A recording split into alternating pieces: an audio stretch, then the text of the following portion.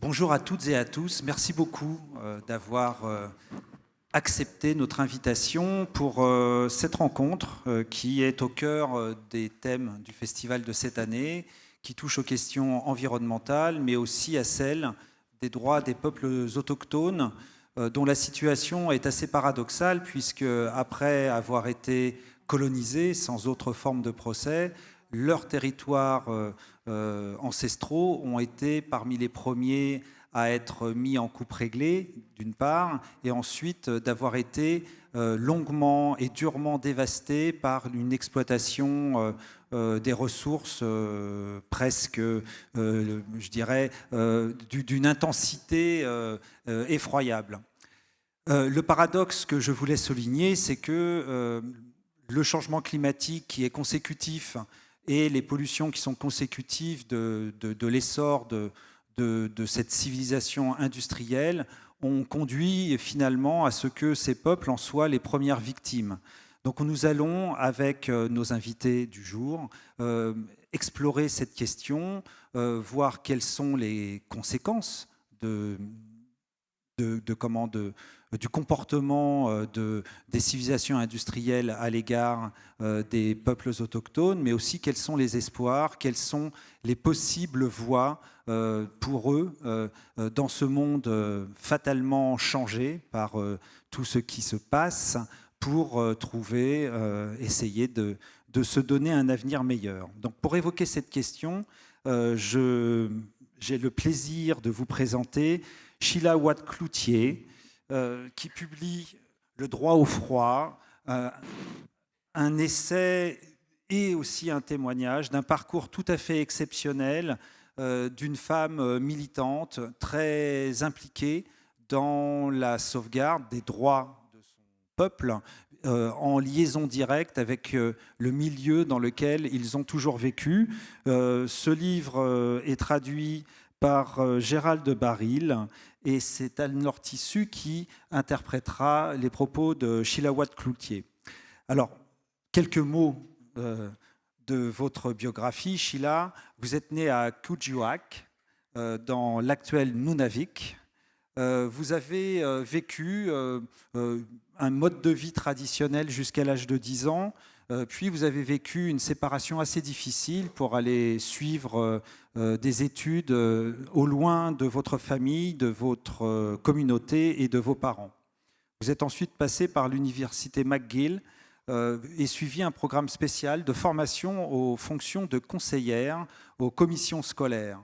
On sent déjà chez vous un goût et surtout une sorte de nécessité qui vous conduit à réfléchir à comment transmettre la langue, la culture et les valeurs inuites.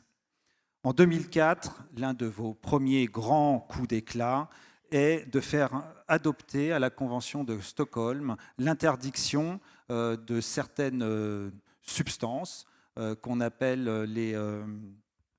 excusez-moi, j'ai un petit trou de mémoire, les polluants organiques persistants qui ont eu des conséquences dramatiques sur la faune, la flore, mais aussi sur la santé des Inuits dans le cercle arctique. Le droit au froid raconte votre parcours de militante, de femme politique et d'organisatrice d'une communauté bien plus large que celle des Inuits du Canada, puisque vous avez fédéré l'ensemble des populations autochtones de la région circumpolaire, fédérant les Inuits du Canada, du Groenland, de Scandinavie et de Russie. Vous avez été nommé sur la liste du prix Nobel en 2007 et vous avez remporté le prix Nobel alternatif, qui est une récompense bien aussi importante que le prix Nobel officiel. Merci beaucoup d'être là. À vos côtés, Julian Brave Noise Cat. Julian, vous êtes issu de la tribu Legband Tseksen, je ne sais pas si je le prononce correctement, descendante de la nation Lil'wat du Mount Currie. Vous êtes écrivain, journaliste et cinéaste. Vous êtes membre du think tank New America et du Type Media Center. Vous êtes actuellement, et peut-être l'avez-vous terminé, co-réalisateur d'un documentaire où vous recherchez en fait les tombes anonymes qui sont celles des victimes des pensionnats de William Lake en Colombie-Britannique où des membres de votre famille ont été internés. Vous avez reçu l'American Mosaic Journalism Prize en 2022 et vous publierez bientôt un texte en Amérique du Nord et dans plusieurs pays simultanément qui s'appelle We Survived the Night, qui sera publié aux éditions Albin Michel. Merci beaucoup, Juliane, d'être là. Et vous serez interprété par Carole Manville à vos côtés. Et enfin, Adam Weymouth. Adam Weymouth, vous êtes citoyen britannique, vous êtes journaliste, vous êtes spécialisé dans les questions d'environnement et on vous doit ce livre formidable, alors ce n'est pas la couverture officielle, vous en douterez, Les Rois du Yukon aux éditions Albin Michel, dans une traduction de Bruno Boulard.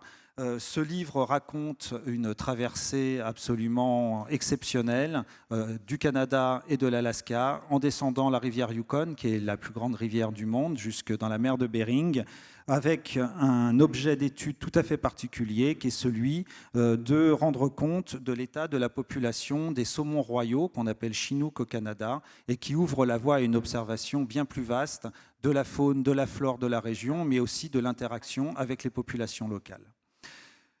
Vous publiez vos articles dans le Guardian et The Atlantic. En 2018, vous avez été élu jeune écrivain de l'année par le Sunday Times et en 2019, meilleur livre de l'année par Lonely Planet. Et je pense que cette récompense est parfaitement méritée. La première question que je voudrais poser, je vous l'adresse à vous, Sheila et Juliane. De par votre expérience et de vos combats respectifs, vous n'appartenez bien entendu pas à la même génération. Vous avez pu mesurer la place occupée par les membres des nations autochtones dans les différentes instances visant à freiner le changement climatique et à faire valoir le regard des peuples autochtones et sur ces questions. À votre avis, est-ce que ces peuples sont aujourd'hui bien représentés dans les instances internationales qui visent à essayer d'envisager tous les problèmes qui se posent à nous?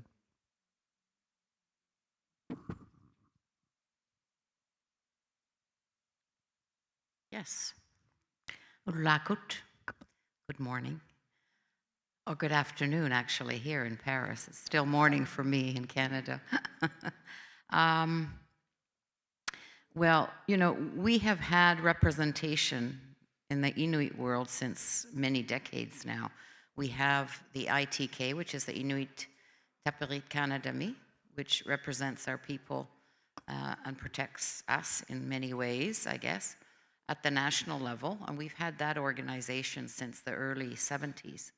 And in 1976, the Inuit Circumpolar Council was created to represent Inuit of the Arctic, of the world, of the 4 countries where we come from, in Alaska, Greenland, Russia, and Canada. And that representation, that council was created to be able to protect the rights and interests of Inuit internationally. And it started up because there had been a lot of oil spills around the area of Alaska.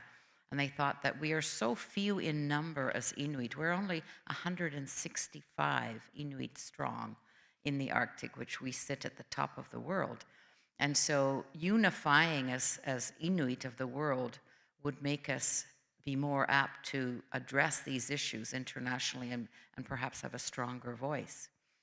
So in having said that, I mean, of course, ICC has been very instrumental in being able to represent our people and staunchly work at the UN level, creating some very strong voices in that process.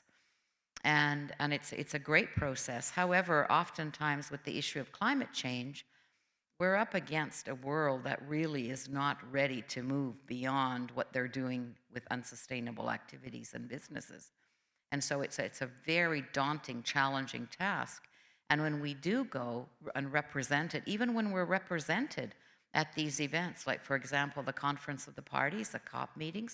You had that in Paris not so long ago. What happens is that we are not part of the plenary. We're not part of the leadership voicing ourselves in the plenary. We are there doing side events, what they call side events, to make our mark, to try to make our mark.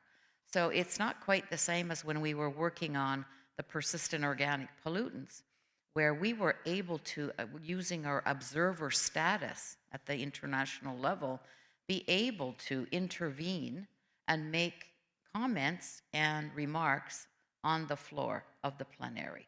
And that gave us that influence to be able to make a mark with those who are the decision makers of all of that, the governmental delegations.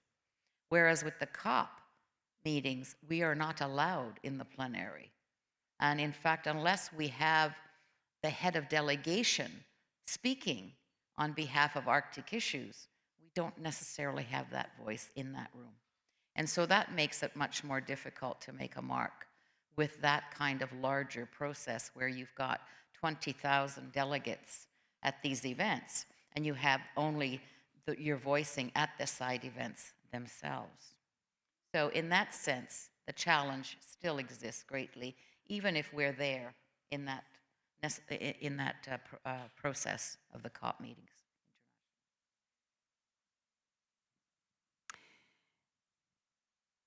Bonjour, bon après-midi, c'est toujours le matin au Canada pour moi. En fait, les peuples autochtones sont représentés depuis plusieurs décennies à travers le l'ITK, qui représente spécifiquement les Inuits, qui protègent nos droits au niveau national, qui existe depuis le début des années 70. Et en 1976 a été créé le Conseil Inuit du Cercle polaire, donc qui rassemble les populations inuites au niveau de 4 pays, le Groenland, l'Alaska, la Russie et le Canada, pour protéger les droits de notre peuple. Ce conseil s'est formé principalement à la suite d'épanchements d'hydrocarbures, donc pour essayer d'enrayer leurs effets et d'entraîner une prise de conscience de leurs effets dévastateurs. Cette union est nécessaire pour rassembler les forces des Inuits dans ces 4 pays afin de faire entendre la voix de mon peuple. L'ICC, donc ce Conseil du Cercle polaire, est extrêmement actif, y compris au niveau des Nations Unies, mais il est vrai que quand on cherche à traiter des problèmes liés au changement climatique, on fait face à un monde qui n'est guère prêt à changer ses pratiques non durables, le monde de l'industrie, du capitalisme, et la voix des Inuits n'est pas prédominante. On considère que notre action reste marginale. C'était très différent quand nous avons agi contre les POP, donc ces polluants organiques persistants, puisque là, nous avions un statut d'observateur qui donnait une pleine force à notre voix. Nous pouvions intervenir en assemblée plénière auprès de ceux qui prennent les décisions, alors que pour d'autres enjeux, notre prise de parole reste marginale. Quand il y a 20 000 représentants, cela reste un défi pour le peuple inuit de faire entendre sa voix, même s'il est représenté.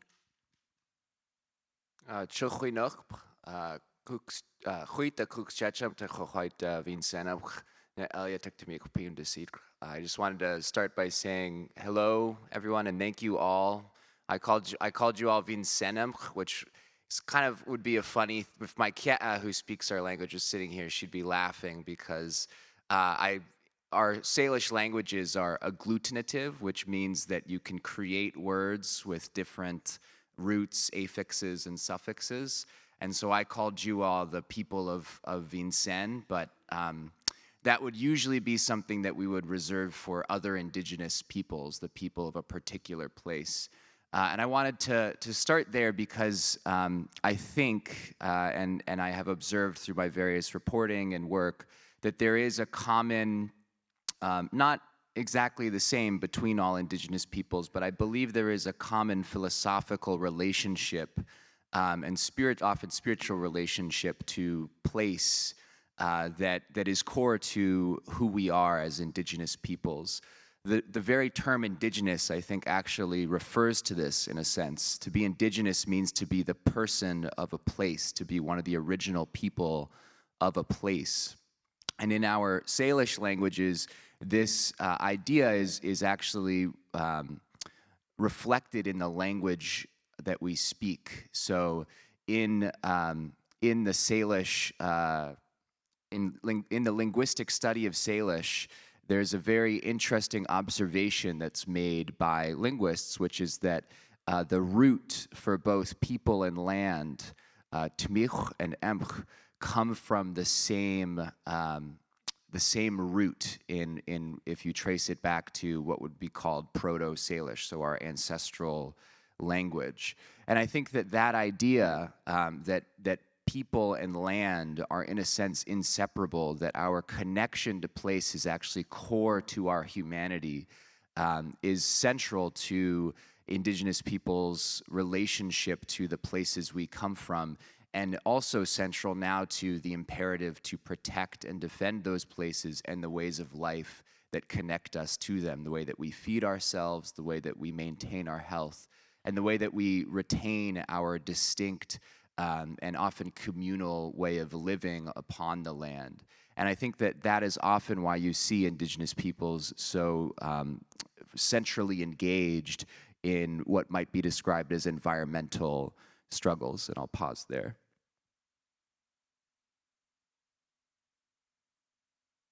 Vous m'excuserez, je ne reprendrai pas ce qu'a dit Julian dans sa langue pour ne pas mal le prononcer, mais donc il vous a salué dans sa langue et vous a appelé, on pourrait traduire ça par vous les gens de Vincennes, parce que ma langue, le Salish, est une langue qui permet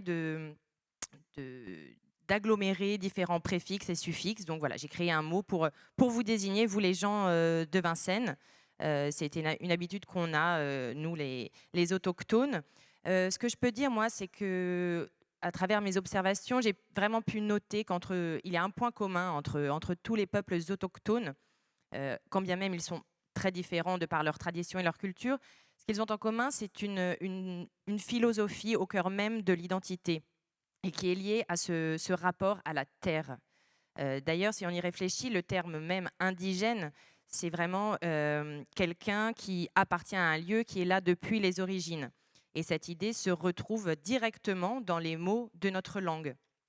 Des études linguistiques ont montré que, toujours dans ma langue, les mots peuple et terre ont la même racine. Et ça montre bien à quel point les gens et la terre sont indissociables. L'un ne peut pas exister sans l'autre. Ce lien à la terre est primordial et il faut le préserver. Il dirige, il est à l'origine même de toutes nos actions au quotidien et c'est pourquoi nous, peuples autochtones, veillons à préserver la nature et dans toutes nos actions quotidiennes, que ce soit dans la façon de nous alimenter ou de nous soigner, de vivre en communauté. Et c'est pourquoi nous sommes tous, à des degrés divers, particulièrement engagés dans ce que l'on pourrait décrire comme de l'activisme environnemental.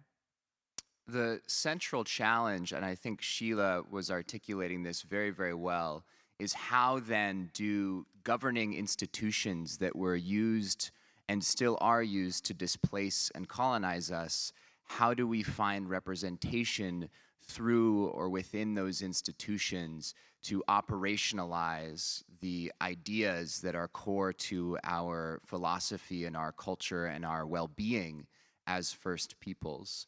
The Inuit, as Sheila mentioned, have been at the forefront of this at the international level and at the national levels because their people stretch across multiple nations, from Russia to Alaska to Canada to Greenland.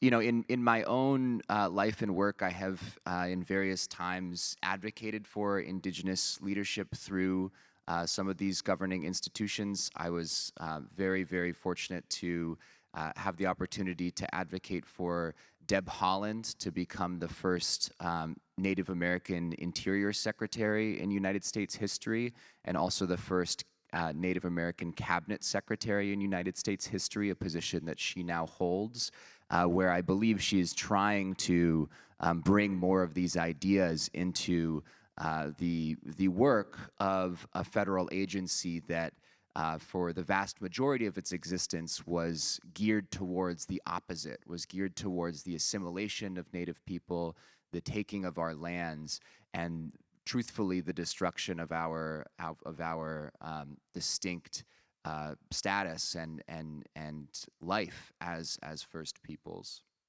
I also, later this year, I'm going to be very fortunate to travel with the National Congress of American Indians to the COP in Egypt, where the NCAI, through the United States, is going to have actually the diplomatic status to enter the plenary. It would be the first time Indigenous leaders, to my knowledge, will have had that opportunity. Well, second time, actually, because they had it in the last COP.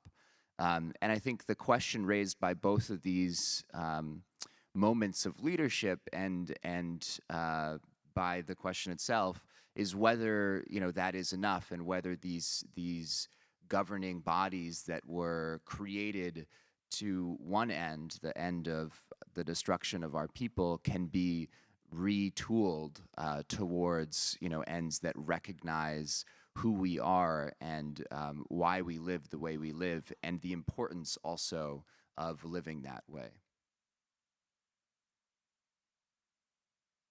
Comme l'a très bien expliqué Sheila, je crois que le plus grand défi aujourd'hui pour nous, c'est effectivement de trouver notre place au sein des institutions, qu'elles soient nationales ou internationales, ces institutions qui ont été créées par ceux-là même qui, au départ, nous ont colonisés.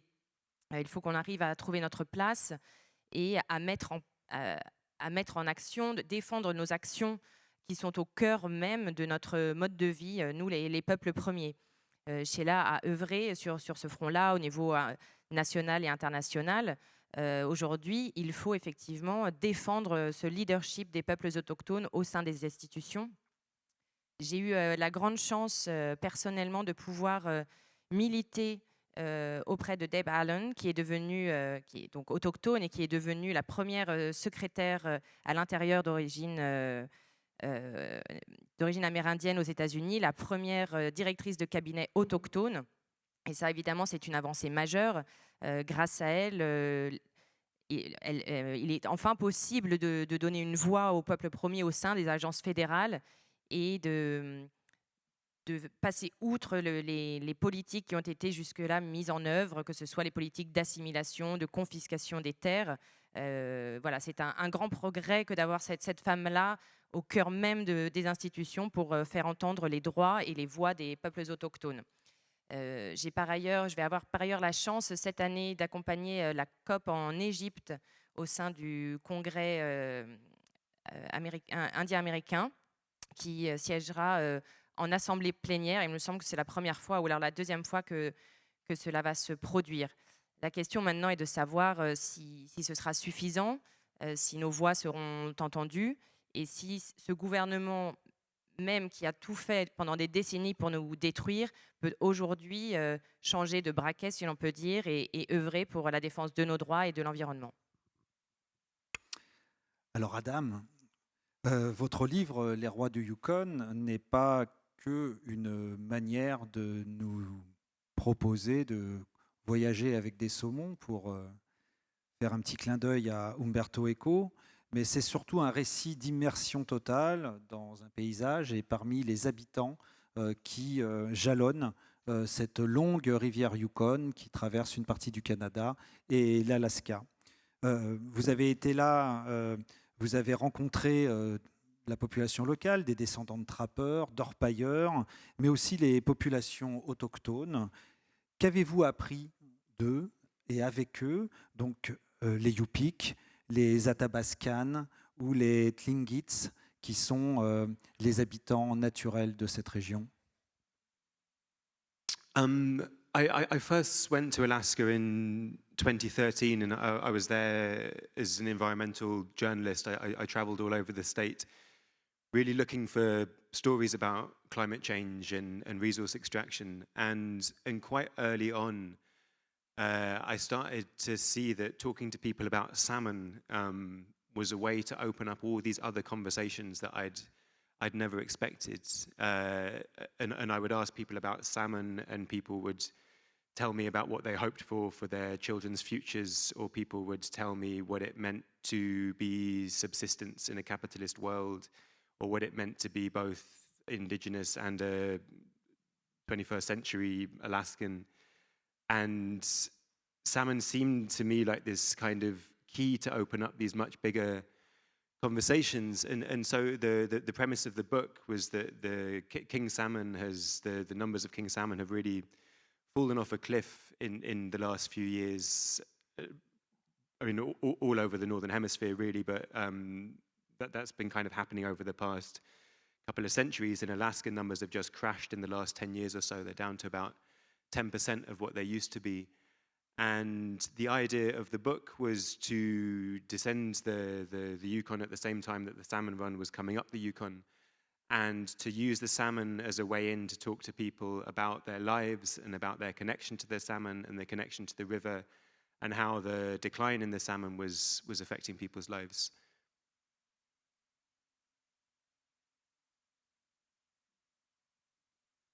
Alors oui, la première fois que je me suis rendu là-bas, c'était en 2013. À l'époque, j'étais journaliste et je cherchais matière à écrire sur le changement climatique et sur la perte de biodiversité. Et très tôt, je me suis rendu compte que parler de saumon m'ouvrait des portes dans mes échanges avec les populations locales.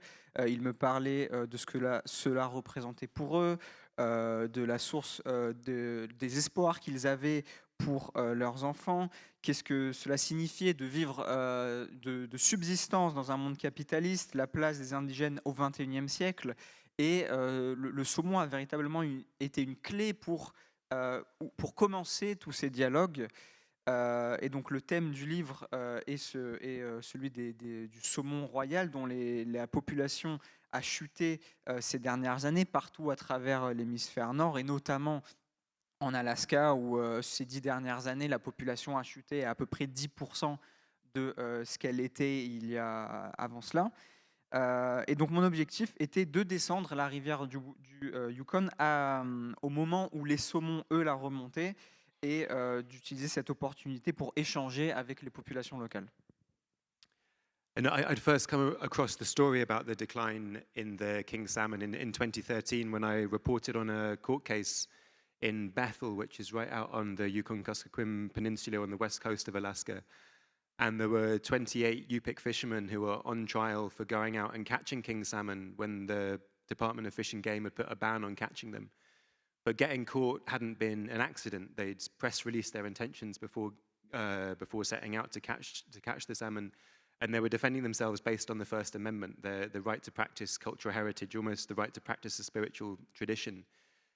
And it seemed to me that these two very different ways of looking at the world were being forced up against each other. On the one hand, the Department of Fish and Game was saying there was this essential need to preserve salmon stocks, and then the Yupik fishermen were saying, well, there was also an essential need to preserve culture and a different way of understanding the science and the data and what was a sustainable harvest. And so to me, to kind of investigate this further, and I think what I found is that, yes, salmon is really suffering now, and it's suffering because of climate change, but salmon is also suffering because of the last 100 years of history in Alaska, kind of since gold rush times, when canning factories set up. They took out the biggest fish. The fish have got much smaller. The smaller fish are laying a lot less eggs. Salmon have become a lot more vulnerable, and then things like climate change is almost that kind of tipping point, but they come from these systems which have been destabilized through colonization, through the whole history that Sheila and Julian have been speaking about. So to me, I guess what I learned in answer to the question is not that climate change is the moment that is now facing us, but climate change is just the culmination and something else which destabilizes a system which has already become incredibly unstable because of this legacy.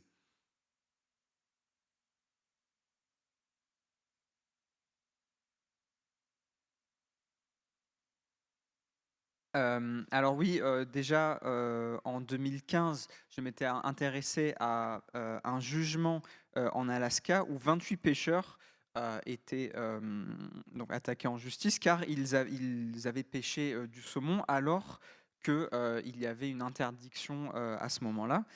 Ces derniers ne s'en étaient pas cachés, ils avaient même publié un communiqué de presse où ils parlaient de leurs intentions d'aller pêcher et ils appelaient au premier amendement pour défendre ce droit de pratiquer sa culture, sa religion.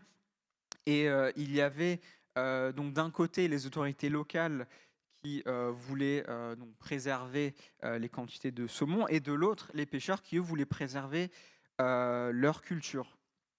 Et pour moi, je me suis rendu compte en creusant un peu plus sur ce sujet que oui, effectivement, le saumon souffre du changement climatique, mais pas seulement, il souffre également de la gestion, la mauvaise gestion de ces 100 dernières années, depuis la ruée vers l'or même, où les saumons les plus gros étaient capturés, donc il ne restait plus que les saumons plus petits qui donc pondent moins d'œufs et cela continue à s'empirer.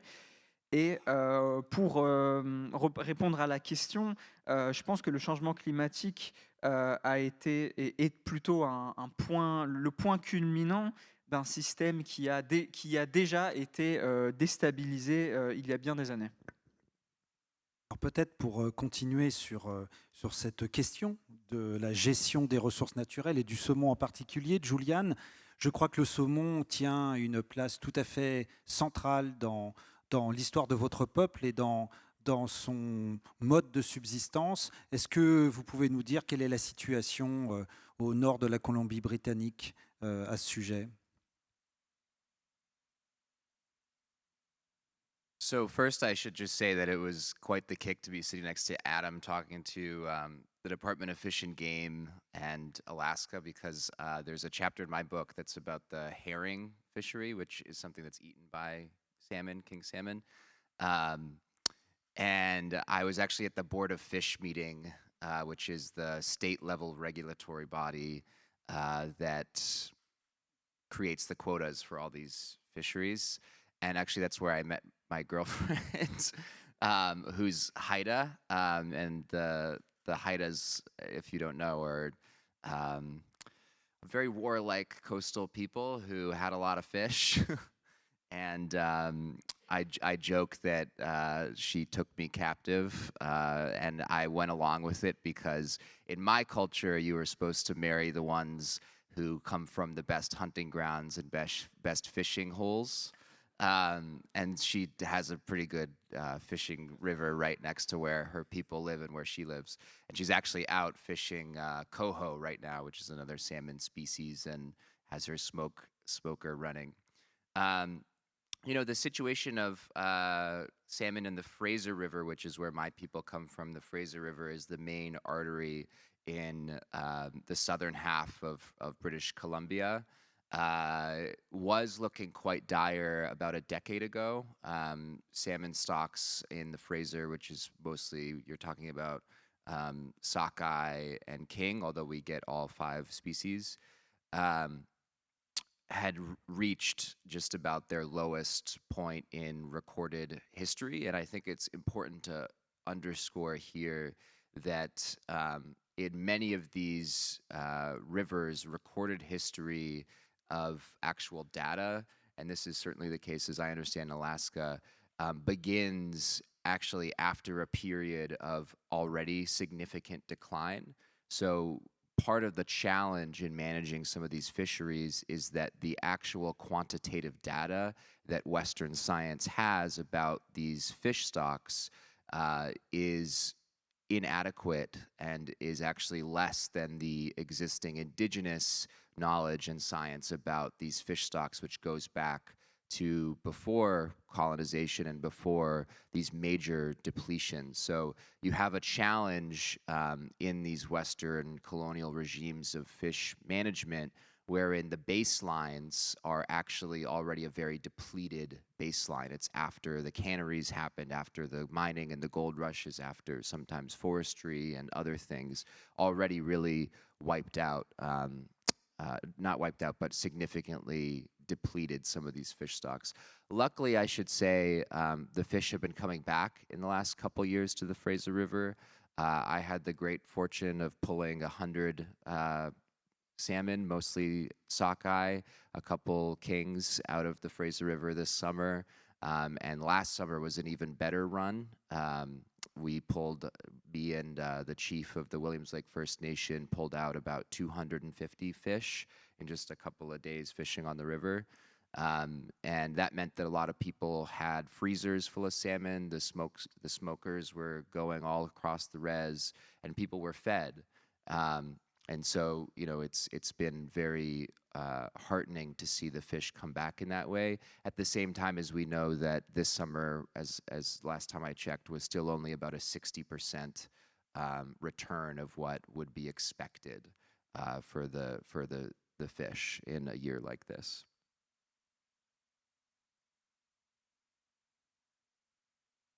D'abord, je voudrais dire que je suis très content d'être assis aux côtés d'Adam Weymouth, avec qui on partage beaucoup d'intérêts communs. J'ai moi-même siégé au sein d'un conseil national pour la défense des saumons. Et c'est là que j'ai rencontré ma petite amie, qui est une indienne Haida. Pour ceux qui ne connaissent pas ce peuple, c'est un peuple qui vit le long des côtes, donc où il y a beaucoup de poissons, où le poisson est central dans la culture. Et je dis souvent que bon, elle m'a capturée, elle m'a vraiment pris dans ses filets. Ce qu'il faut savoir, c'est que dans ma culture, traditionnellement, il fallait se marier avec ceux qui viennent des meilleurs coins pour pêcher et chasser. Donc j'ai plutôt bien choisi ma fiancée. Pour revenir sur la question du saumon, c'est vrai que chez moi, dans la Fraser River, donc c'est dans la moitié sud de la Colombie-Britannique, malheureusement, c'est comme ce qu'a pu observer Adam dans le Yukon. Effectivement, depuis environ une décennie, toutes les populations des saumons, que ce soit les saumons royaux ou d'autres espèces, il y en a 5 en particulier, eh bien, leur population a terriblement diminué et a atteint son niveau le plus bas de l'histoire. Ce qu'il faut noter, ce qui est important de noter, c'est que les données que l'on a, sur lesquelles on se base, qui servent de point de départ aux scientifiques, eh bien, ces données-là sont en fait complètement faussées parce qu'elles ont été établies par des scientifiques occidentaux suite à ce qui était déjà un gigantesque déclin. Les chiffres qu'on a ont été établis après la colonisation par les Occidentaux, après la ruée vers l'or, après toute cette exploitation forestière qui a véritablement mis à mal les ressources naturelles. Et donc, les scientifiques ne se basent pas sur les bons chiffres. Ils n'ont pas les chiffres qui étaient les nôtres au sein des peuples premiers avant la colonisation. En revanche, il y a quand même quelques raisons d'avoir de l'espoir. C'est que le saumon revient dans la Fraser River. Et cet été, j'avais pu en pêcher plusieurs. Il y a un célèbre chef d'une tribu qui en a pêché 250 en quelques jours. Donc tout ça est évidemment très positif. Cela permet de nourrir les habitants de la réserve. Ça fait vraiment du bien. C'est encourageant, mais en même temps, il faut garder à l'esprit que ça ne représente que 60% de ce qu'on pourrait espérer s'il n'y avait pas ces effets dramatiques de l'industrialisation, du changement climatique. Alors peut-être pour continuer sur cette question de la pêche qui est centrale et qui est peut-être d'une certaine manière à l'origine de votre livre, Sheila Watt-Cloutier, c'est cette pétition qui avait été déposée par 62 pêcheurs inuits auprès de la Commission interaméricaine des droits de l'homme et qui visait déjà à pointer deux choses. Que la pêche traditionnelle n'est pas une pêche d'extraction massive des ressources et que déjà, nous étions alors au début des années 2000, les dangers pour la vie à la fois des animaux mais aussi des hommes, des émissions de gaz à effet de serre non contrôlées devaient absolument être pris en compte et contrariés de façon immédiate. Je voulais donc déjà vous lancer sur cette piste et que vous puissiez nous dire comment cette plainte déposée par les 62 pêcheurs a été le déclencheur d'un combat qui s'est installé de façon durable et dans votre vie et dans la région qui est votre région d'origine. Yeah, it's actually it's hunters. 62 hunters and elders and women that became the chief signatories to this petition. Now, we have been, again, you in listening to Adam and Julian about the whole historical context, doesn't happen overnight. The historical context of the historical traumas that have occurred in my homelands are very similar to many Indigenous people around the world.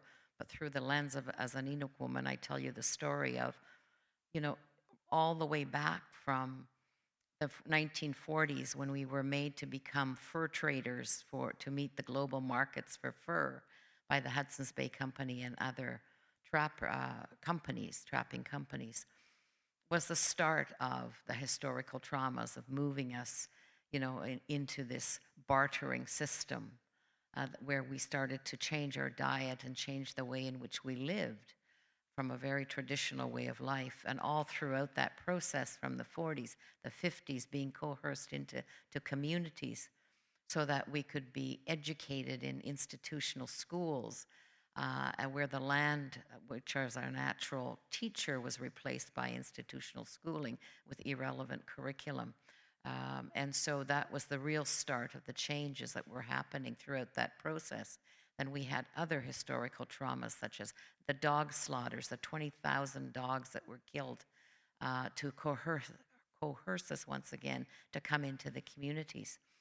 And so all of these issues that were coming around, and then, of course, even in the 60s and 70s, when we started to negotiate land claim treaties, of course, we thought, well, we're going to be in some better control of our lives here with land claim agreements with our governments. But in fact, we relinquished a lot of our land rights, and we relinquished a lot of rights there as well. And we're still trying to implement those land claim agreements 30 or 40 years after the fact. So the institutions that were built were not necessarily addressing what we needed to know and to learn and to be taken away from the actual natural learning that the land and culture teaches us in a very holistic way. And so we're still reeling from those kinds of historical traumas, the abuses that happened. I'm sure you've heard of the delegation that came here recently from the religious orders to be able to try to get an apology from the abuses that happened with residential schools and so on. And you have all of those histories that lead to this, what seemingly is this, our inability to adapt to a modern setting or to a new situation. No, not at all. We are the most adaptable people in the world in the environments that we live in. So it isn't about that. It's about trauma. It's about the issues that happened in our lives. And so climate change and the loss of many things now happening with climate change are just on top of all the things that we have already gone through. And so we're dealing and reeling from those situations now. And so when I worked on the issues of toxins coming from afar, poisoning the nursing milk of our mothers and our bodies from pesticides and byproduct of industry from far away, it was a no-brainer to be able to make this a real human urgent health issue. And that's the work that we did together, a coalition of Indigenous peoples of the Circumpolar North, not just Inuit, but many others.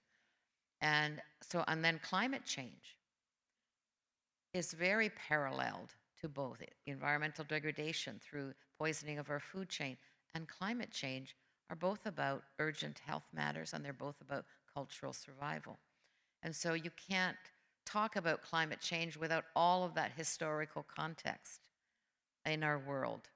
And so it was, again, how do we put ourselves on the map more than we did with the POPs Treaty, even though that was very successful?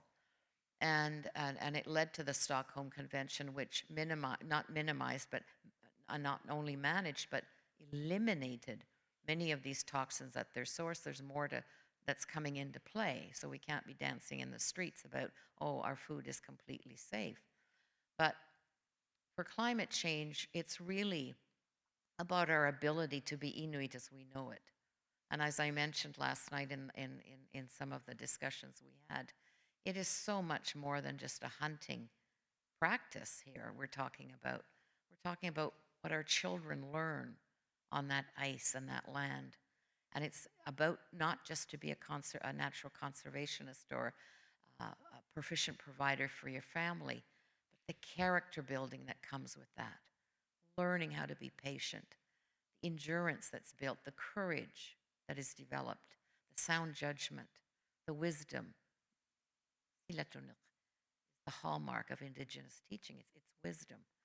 To be able to make the choices with at a conscious level, having been taught traditionally. That's what we're up against here.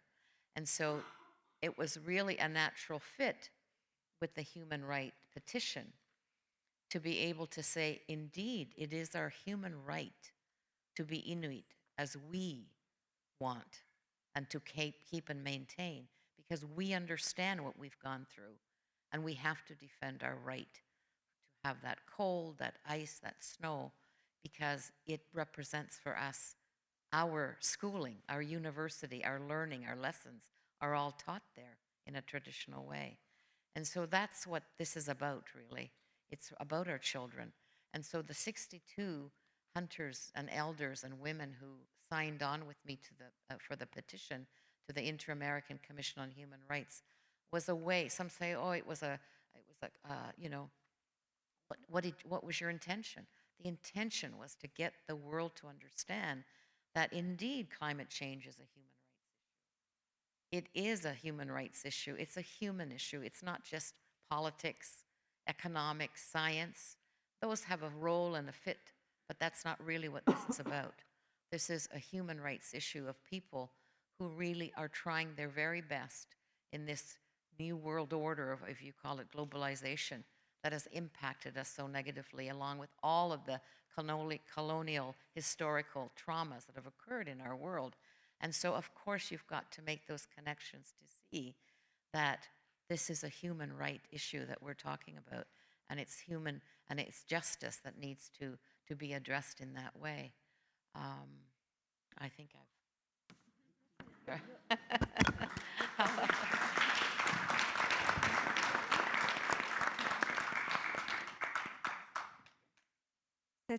Cette pétition impliquait des chasseurs, en fait, et pas des pêcheurs, des chasseurs, des femmes, des anciens qui, avec moi, ont signé cette pétition. Il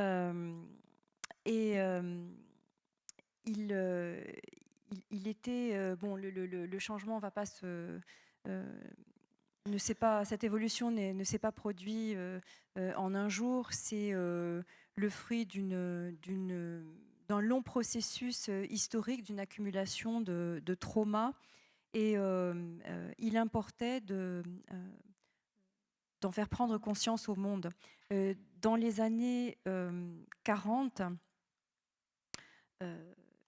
on peut dire que la crise a commencé de manière plus visible, où nous avons dû nous lancer dans le commerce de fourrure pour faire face au nouveau monde, au marché capitaliste.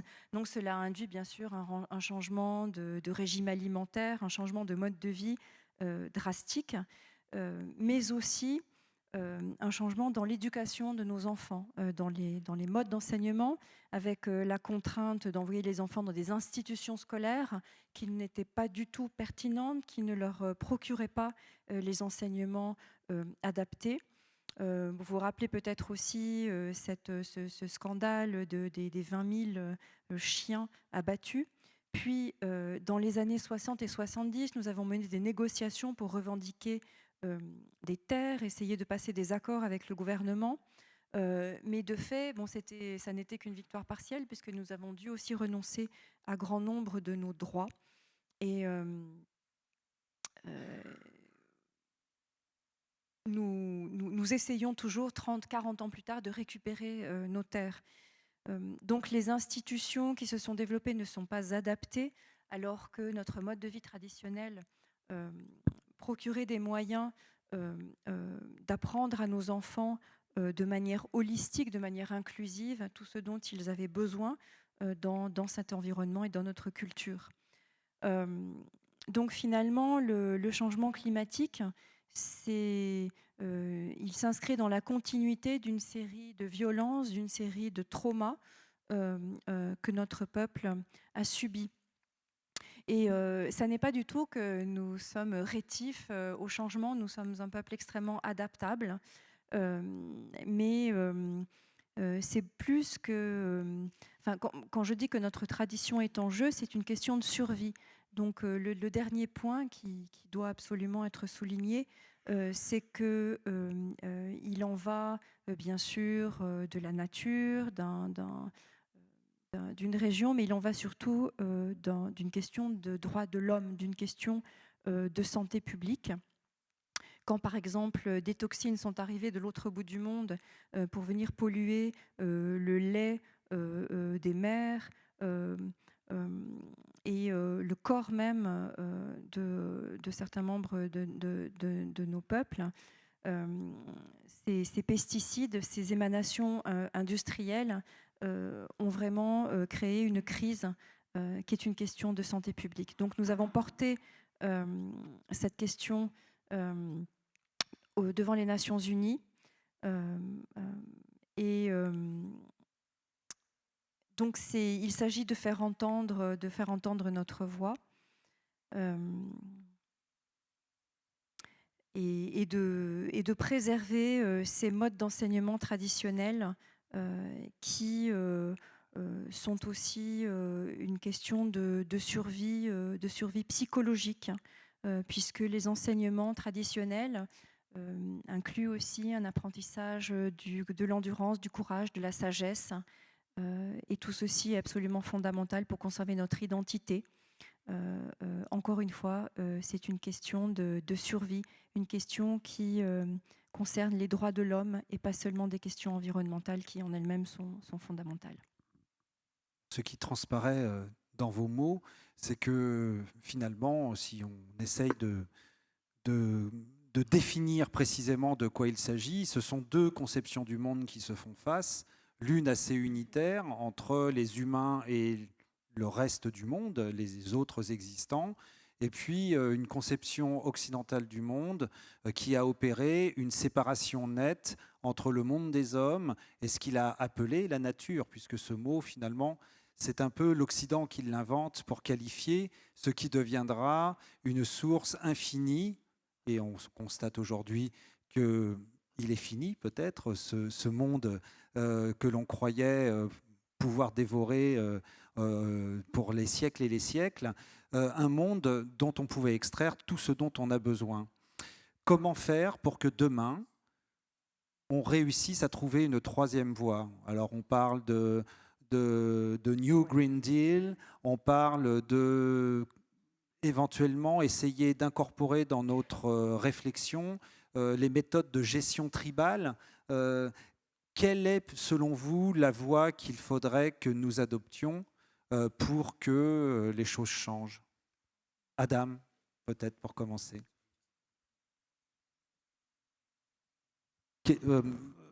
Quelle serait aujourd'hui la réflexion, la philosophie qu'il faudrait adapter en fait à notre mode de pensée occidental pour pouvoir opérer un changement avant que la catastrophe soit totalement consommée?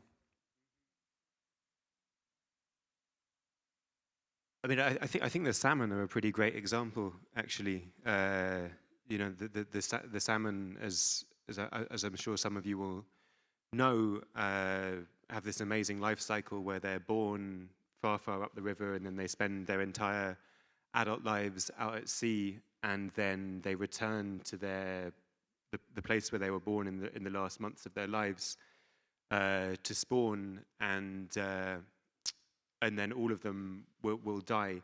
the Pacific salmon, at least. The Atlantic salmon is a little bit different in that not all the Atlantic salmon will die after they've spawned. Some of them will return back to the sea 2 or maybe 3 times. And there was a guy in Teslin in British Columbia that was like, oh, that's typical of the European salmon, always like holding a little bit back, never quite sacrificing. But the Pacific salmon that we could maybe take a lesson from is this incredible sacrifice for future generations. And there was definitely that kind of poetic symbology in following the salmon as well. And yeah, if there's, I've got 2 small children now, and yeah, it's hard to find that sense of hope, I suppose. But I spoke a bit about this last night as well, in terms of, yes, having seen this sort of legacy of destruction that has been lived along the Yukon that I traveled on over the past 100 years, from kind of the gold rush on, and then the stories of the missionaries and the boarding schools and the diseases and the abuse and all the things that Sheila has spoken about.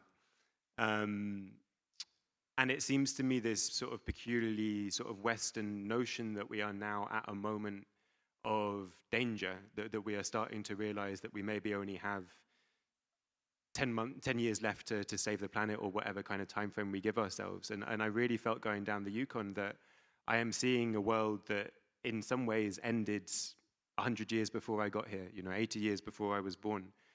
But I also saw these incredible stories of resistance and a sense of, yes, there has been a huge amount of change, a huge amount of adaptation, a huge amount of suffering. But people have not given up. People have not become cynical. People have continued to make that sacrifice for the next generation, to give the next generation something solid to build upon. And to me, if there's one lesson to take away from the life cycle of the salmon, then it's that.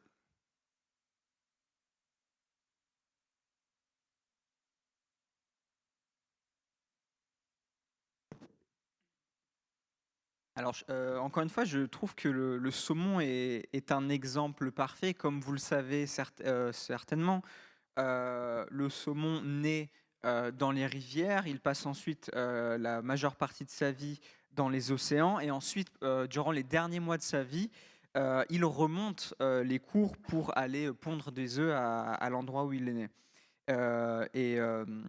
Et d'ailleurs, les saumons meurent de cette façon. Alors, c'est plutôt le cas pour le saumon pacifique, le saumon du Pacifique, pardon. Le saumon atlantique est un peu différent. En général, il pourra opérer cet aller-retour 2 ou 3 fois.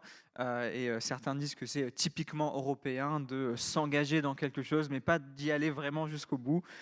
Je pense qu'il y a beaucoup de poésie dans ce sacrifice ultime qui est fait par le saumon.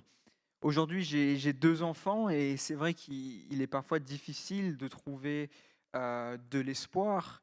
Et comme je l'ai dit hier dans une conférence précédente, j'ai vu à travers ce voyage l'héritage de toutes ces années de destruction, depuis la ruée vers l'or, en passant par les internats au Canada et tous les exemples qui ont été cités auparavant.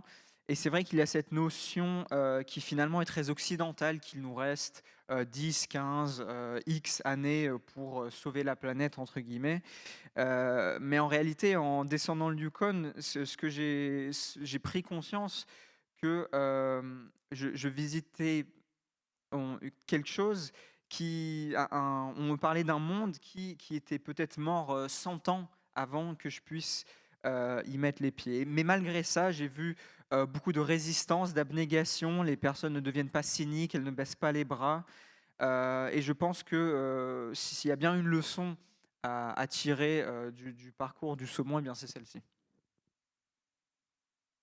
In my work and in my book, in the first section of my book, I write about indigenous peoples as post-apocalyptic peoples, as people who have lived through the destruction of our world in many ways, but who are still here.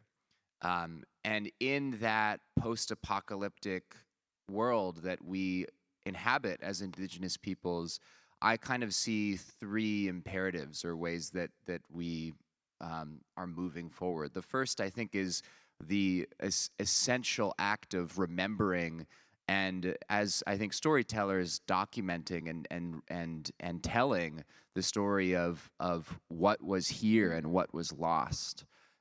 You know, my father moved away from the res because it was such an awful place for him growing up. He was born at a residential school and had a very troubling upbringing.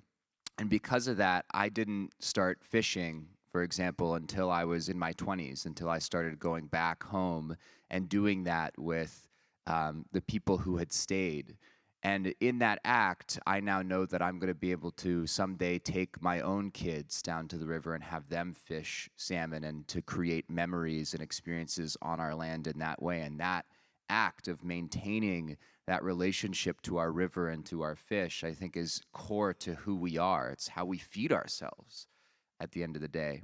I also think that there's something incredibly important about recognizing the potential for beauty in a post-apocalyptic world, that we can live through unimaginable hardship, death on a truly terrifying scale, and death not just of people, but of so much else, of culture, of languages, of the things that we rely upon in the natural world, of animals, of fish, of entire forests that are so ancient that they were there, you know, since the Ice Age, that they were the first things that grew after the ice retreated, you know, gone. And despite that unimaginable scale of destruction, you know, we still live communally, we still live with each other, we still retain what is beautiful about our humanity and about our cultures and about who we are in a way that is hard to really capture fully just in words. And I think that that lesson of the ability to find and maintain a beautiful way of life in the face of immense destruction is one that doesn't just matter to us. I think it's one that can now matter to people around the world who are similarly facing existential crisis. And I think, you know, the pandemic was an example of this. Climate change is a very prominent example. And I think also, you know, the slow creep of autocracy in many places is another. And I think in that human experience, there are lessons that can be learned in ways that can be adopted as well.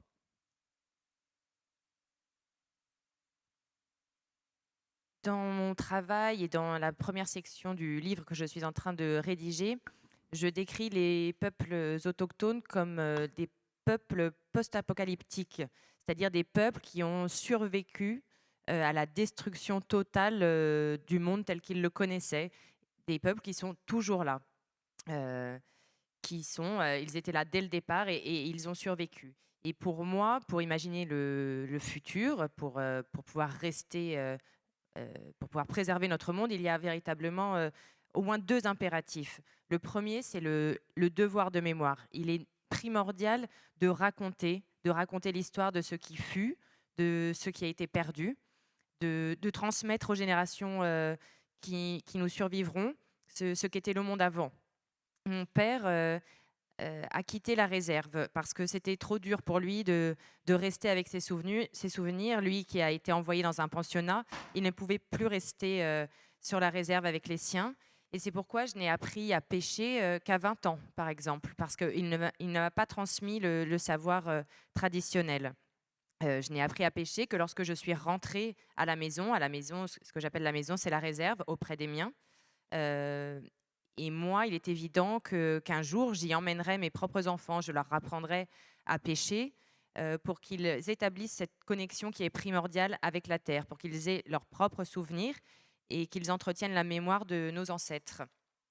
Ce lien avec la terre, je l'ai déjà dit, il est essentiel, il faut le préserver. Sans la terre, on ne peut pas se nourrir et on ne peut pas vivre.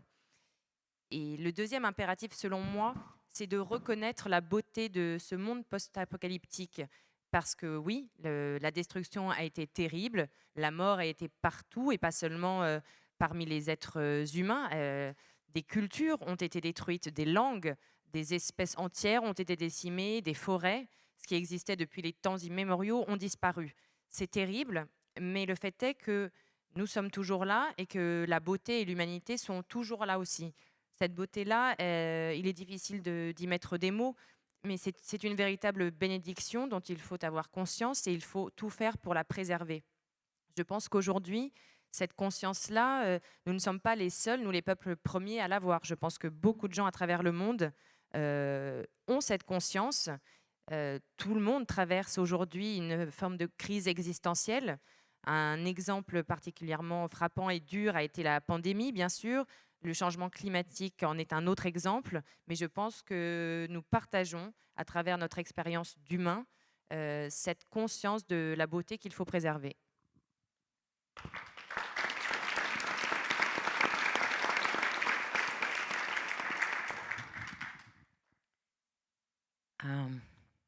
Nakomic, and thank you for your wisdom, Julian. I think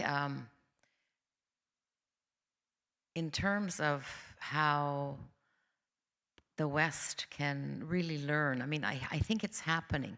We are in this place now, I think, where the pandemic has opened up a lot of our ways in which we're questioning what have we done to our planet to create such viruses. And it is that time of great reflection and pause. But also, I think with the recovery, as I said last night, of the children at residential schools in Canada are starting to really understand better the history and believe it, to believe it. So this is that time, I think, where the value changes have to change, the value, and align them with Indigenous knowledge, Indigenous wisdom, Indigenous principles and values. I was in Australia and New Zealand after my book came out a couple of years afterwards and invited to book festivals there. And I was on a panel with Tim Flannery, one of the great climatologists, really. He's a great human being as well. And at the end of our panel discussion, we were in New Zealand. He's Australian, but we were in New Zealand at the time. And a member of the audience asked him, what is lacking in us not to address climate change as urgently as we need to when we know the science is so strong? And I would add, corroborated by the ground truthers, the Indigenous peoples of the world who live with these realities every day because their culture, their language, their food source, everything is at stake here. And when he was asked that question, what is lacking in us not to address this issue as urgently as we need to? And his response, imagination.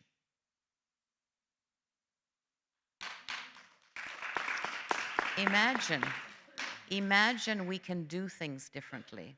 Imagine we can treat one another differently. Imagine we can treat Indigenous peoples differently, who offer solutions, who do not just want to be victims, but who can offer and teach about sustainability because of their close connection still to the land, to the air, to the waters, to the animals. And we're not separate from nature. And in fact, the reason why we know so much about sustainability is because we've learned from the animals. We've learned from the fish and the animals around us so much. And animals know how to do that, and we have learned from that. And so there's just this shift that has to happen, I think, in terms of how do we deal with these issues? Well, imagination is not just drumming up dreams. It triggers your ideas. It solidifies your thought process in a way to do things differently. And I think this is the time. This is the time for the younger generation to take it on and really lead with that kind of approach to making shifts in values and value systems that would match more what we have been trying to teach for generations now as Indigenous people, is that fall back in love with nature and don't, and realize that you may be, and as I said this last night, you may be dealing with a nature deficit disorder, which is why we're so disconnected in the urban settings. So if you can go back in love with that, you will learn to protect it even further. And so I think it's all of these things together that we can find this time during the pandemic that's trying to teach us and has really exposed a lot of incredible, sad social injustices around the world with Indigenous people and with Black communities.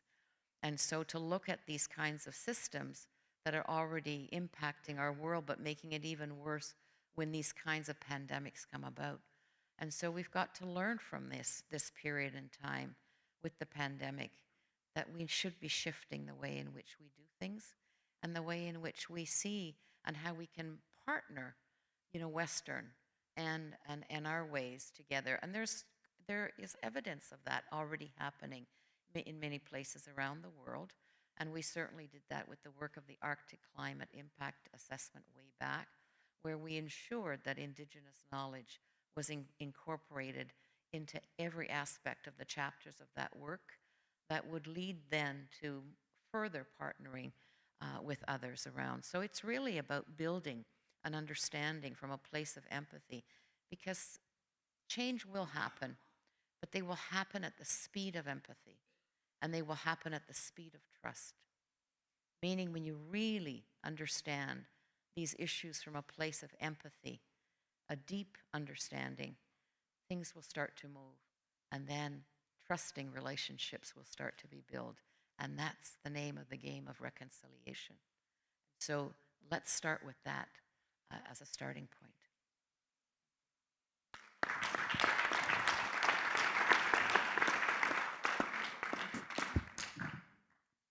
Merci beaucoup, Jolyon, pour ces paroles chargées de sagesse. Alors, qu'est-ce que l'Occident peut apprendre? Comment l'Occident peut-il apprendre? Il me semble, moi aussi, que la pandémie a fait apparaître beaucoup de questions vraiment fondamentales. Qu'avons-nous fait à la planète pour qu'une telle crise puisse se produire? Une des réponses, c'est sans doute que le système de valeurs doit changer et l'Occident doit s'ouvrir à la sagesse, aux sagesses autochtones.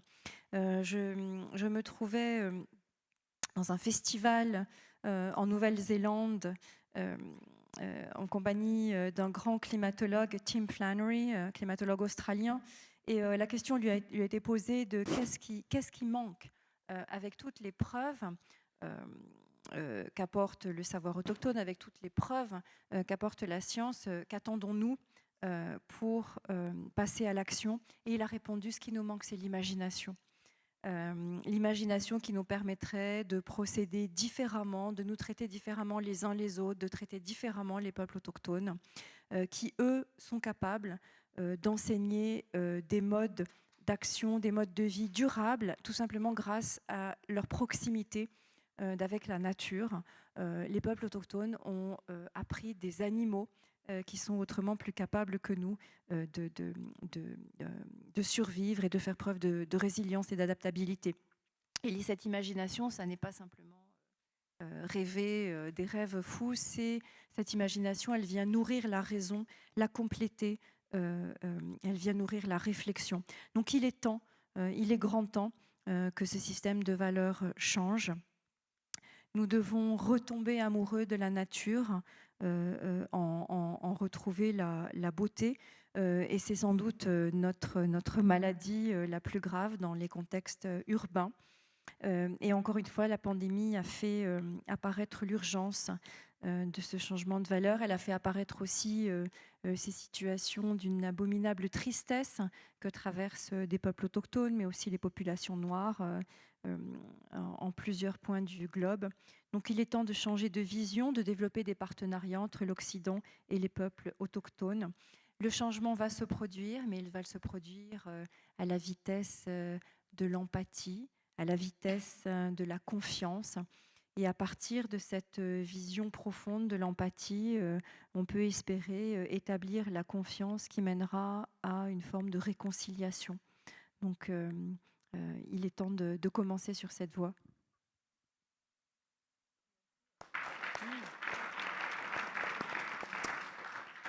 Et c'est donc sur cette note d'espoir que nous allons nous quitter. Je vous remercie Anne-Laure, Carole et Luca pour l'excellence de la restitution des propos des auteurs.